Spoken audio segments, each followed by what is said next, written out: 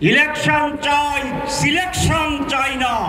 মুখে উচ্চারণ, মনে মনে বিশ্বাস এবং কর্মিক বাস্তবায়ন।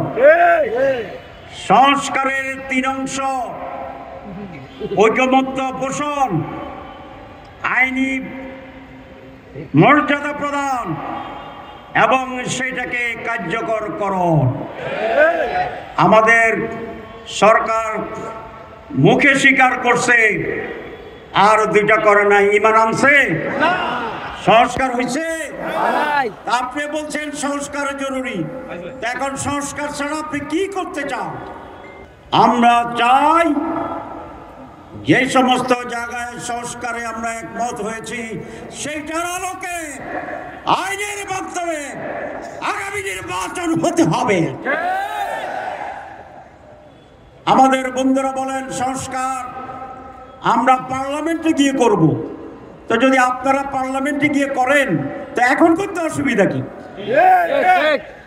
তাইলে কুছ কালা হায় হায় और नहीं हाय, কি বলেন? হায় और नहीं हाय। এই কোন কালো দাগ নিয়ে জনগণ বিতর্কিত নির্বাচন আর যাবে না, চায় না। অনেকে বলছেন যে আমরা পিয়ার বুঝি না। গতকালকের একটা সার্ভে রিপোর্ট দেখেছেন, 71% লোক পিয়ারের পক্ষে। তাহলে আমরা যারা রাজনীতিবিদ, যারা আমরা বুঝি না, মূর্খ জনগণ তো বুঝে। যদি তারা না বুঝে তো 71% লোকের নেই। তাহলে আপনি বুঝেন না এটা ঠিক, না আপনি বুঝেও বুঝেন না? কোনটা ঠিক? আমরা বলছি যে আমরা গণতন্ত্রের পক্ষে। তো গণতন্ত্র হচ্ছে মেজরিটি মাস্ট বি গ্যারান্টেড, হচ্ছে গণতন্ত্র। 71% লোক কি মেজরিটি না মাইনরিটি? ওনারা 71 লিখতে কিভাবে লিখতে হয়? 7-1 7-1। চশমার কারণে একটু উল্টা দেখছে 17। 71 কি 17 দেখা যায়নি? যায় আপনারা এগুলো পড়েন। আমি মাঝে মধ্যে উল্টা দেখি।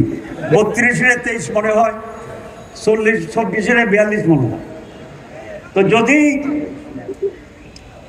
71% লোক যদি পিয়ার চান, তাহলে আপনাদের বিরুদ্ধে করার কি অধিকার আছে? মেজরিটি মানুষের মত প্রকাশ এবং সেভাবে কার্যকরণের নাম হচ্ছে ডেমোক্রেসি। কারণ ইতিহাস, বাংলাদেশের ইতিহাসীরা বলে, যারা ওই চেয়ারে বসে ওরা আগে যায় থাকুক, চেয়ারে বসার পরে আওলা জাওলা হয়ে যায়। এই জন্য নতুন সরকার আসলে এখানে ভালো করে পরিষ্কার করে জিনভূতের দোয়া পড়ে গলায় তাবিজ পরাইয়া আমাদের দেশের উপদেষ্টা মন্ত্রী, প্রধানমন্ত্রীকে বসাইলে কিছুটা হইলেও সঠিকভাবে দেশ চালাইতে পারিবে। আজকে সমাবেশ কেন? নির্বাচনের দাবিতে না। নির্বাচন যে তারিখে দিচ্ছে এটা ঠিক আছে, আমরা তার আগেও নির্বাচন চাইছিলাম, ডিসেম্বর হইলেও আমরা ঠিক করতাম। কিন্তু আমরা তো নির্বাচন চাই। কি বলেন? এদেশের মানুষ 54 বছরে কোন নির্বাচনে দেখে নাই। এবার মানুষ আশা করে এবার একটি সুষ্ঠু নির্বাচন হবে। আমরা ইলেকশন চাই, সিলেকশন চাই না।